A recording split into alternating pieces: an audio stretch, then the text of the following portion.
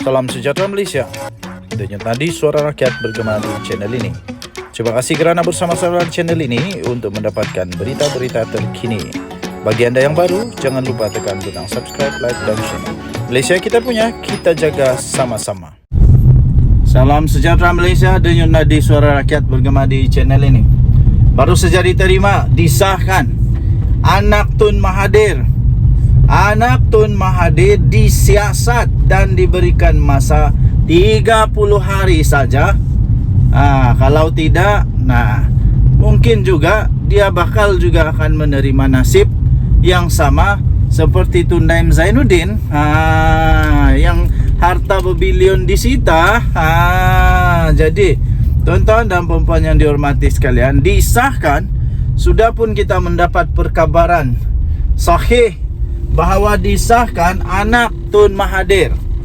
Anak Tun Mahathir telah disiasat, dipanggil dan disiasat oleh SPRM. Ramai orang mau tengok ini. Lama sudah ramai orang mau tengok. Ada yang mau tengok Mahathir dan Daim disiasat, kekayaan luar biasa bersama dengan keluarga. Ini betul-betul sudah terjadilah. Harapan Delhi 18 Januari. Anak Tun Mahathir, Mirzan, sudah sah dipanggil oleh SPRM bagi membantu siasatan. Menerusi kenyataan hari ini, SPRM berkata Mirzan hadir ke Ibu Pejabat Putrajaya pada jam 9.30 pagi dan satu perintah notis telah disampaikan kepada beliau mengikut Seksyen 36(1)B Akta SPRM 2009. Notis itu menghendaki ahli perniagaan berkenaan yang kaya raya mengisytiharkan untuk beliau mengisytiharkan harta ahli dan tidak ahli yang berada dalam pegangannya. Ingat, menurut SPRM ini pun pernah dibuat juga sebenarnya kepada Daim. Daim memohon sampai 5 kali tangguh. Ini yang kena sita dia punya baru dia bising. Jangan sampai Mirzan pun kena begitu juga. Jangan. Okey. Pengisytiharan itu termasuklah aset, sama ada di dalam atau di luar negara, dalam tempoh 30 hari daripada tarikh notis tersebut. Sumber itu memaklumkan perintah ini adalah tindakan lanjutan daripada siasatan SPRM berhubung maklumat daripada laporan kertas Panama. Ini bukan kertas Pandora, ini Panama, serta aktiviti perniagaannya yang membabitkan penjualan dan pembelian syarikat berkaitan kerajaan GLC. Siasatan dijalankan di bawah Akta SPRM tahun 2009. Juga Akta Pencegahan Pengubahan Wang Haram, Pencegahan Pembiayaan Keganasan dan hasil daripada aktiviti haram 2001 atau AMLA TFPUAA, kata SPRM. Dalam masa yang sama, SPRM memaklumkan siasatan dimulakan sejak Ogos 2022 terhadap semua entiti yang berkait dan dinamakan dalam laporan kertas Pandora juga kertas Panama. Ada dua nih, kertas Pandora, kertas Panama. Sehingga kini 10 saksi sudah dipanggil untuk tujuan dirakam pernyataan, serta SPRM sedang mengkaji dokumen kewangan serta pemilikan aset entiti-entiti yang tersenarai dalam laporan itu, dan siasatan masih giat dijalankan menurut kenyataan itu lagi. Okey, so itulah tahniah diucapkan kepada SPRM. Betul, SPRM menjunjung titah ke bawah Duli Yang Maha Mulia Seri Paduka Baginda Yang Pertuan Agong. Jerung-jerung semakin risau, jerung-jerung semakin takut. Jadi SPRM kali ini tak pilih bulu. Tidak kiralah kau siapa, apa pangkat kau kaya raya kah, separuh kaya kah, pegawai kerajaan kah, kerani kah, penguat kuasa kah, businessman kah, apapun kau punya status.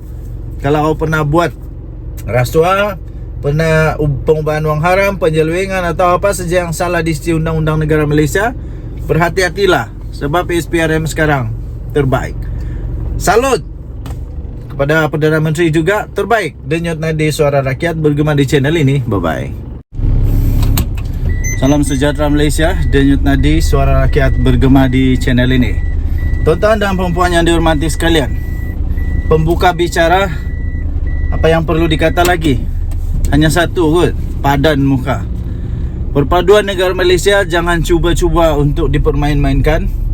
Walaupun mungkin terdesak secara politik, terdesak kerana ada yang cuba untuk diselamatkan kah, apa saja alasan, jangan cuba untuk rosakkan keharmonian negara Malaysia. Tidak kiralah kamu pernah menjawat jawatan Perdana Menteri kah, kamu kaya raya kah, kamu ada pangkat sampai pangkat tun kah, atau apapun, jangan cuba-cuba merosak perpaduan negara Malaysia. Akhirnya padan muka, ini saya berani kata padan muka kepada Tun Dr. Mahathir Mohamad, yang saya pun tidak faham dan ramai orang tidak faham kenapa bekas Perdana Menteri sebanyak 2 kali ini dengan sanggup teganya dia mendakwa dan menuduh bahawa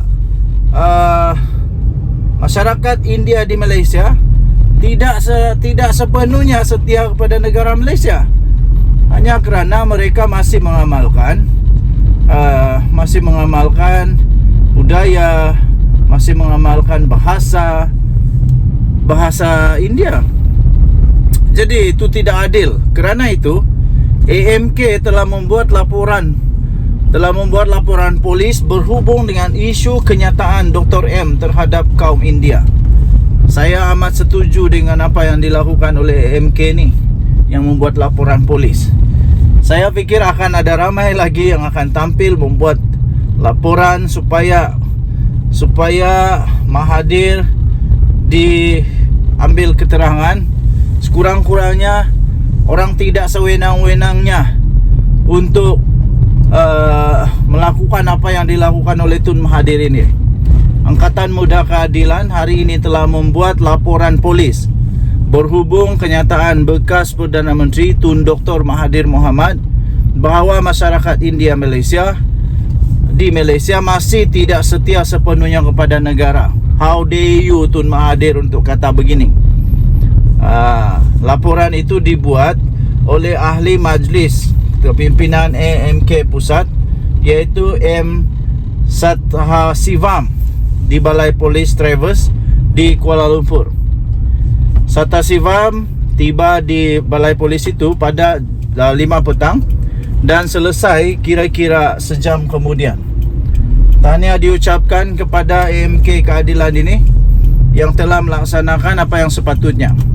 Bercakap kepada pemberita, beliau berkata, selaku bekas Perdana Menteri, Mahathir perlu berhenti untuk mengeluarkan kenyataan yang boleh menggugat keamanan dan perpaduan kaum di negara ini.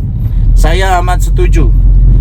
Saya fikir Mahathir lebih baik berhentilah daripada berpolitik, bersaralah dari politik, dan ahli-ahli politik yang lain pula lebih baik tolaklah Mahathir ini. Jangan lagi terima dia sudah terlalu tua lah. Kamu janganlah susahkan dia lagi. Apa yang kamu mau sangat dari Mahathir lagi? Dia sudah tidak relevan, kalah teruk, memalukan. Malah semua orang yang dihantar oleh partinya dulu berjuang untuk jadi bertanding di PRU, semua kalah tanpa seorang pun yang dapat deposit. Okey, jadi tuan-tuan dan puan-puan yang dihormati sekalian, kerana itu saya harap pihak polis dapat melakukan sebaik mungkin untuk menyiasat atuk tua ni, yang saya fikir inilah kenyataan dia yang paling bahaya lah, paling bahaya dan tidak sesuai. Sepatutnya seorang bekas Perdana Menteri langsung tak boleh kata begini tau. Dulu dia jadi Perdana Menteri pun atas bantuan daripada kaum India juga. Jadi sekarang kenapa cakap begini? Mentang-mentang sudah bersama dengan Perikatan Nasional, sudah berkawan dengan Hadi Awang dan Muhyiddin Yassin, sekarang boleh pula berani kata begini. Apa tujuan Mahathir kata begini? Saya pun tidak pasti. Masih banyak lagi misteri Mahathir. Nanti ada lama-lama ada ada dokumentari misteri Mahathir.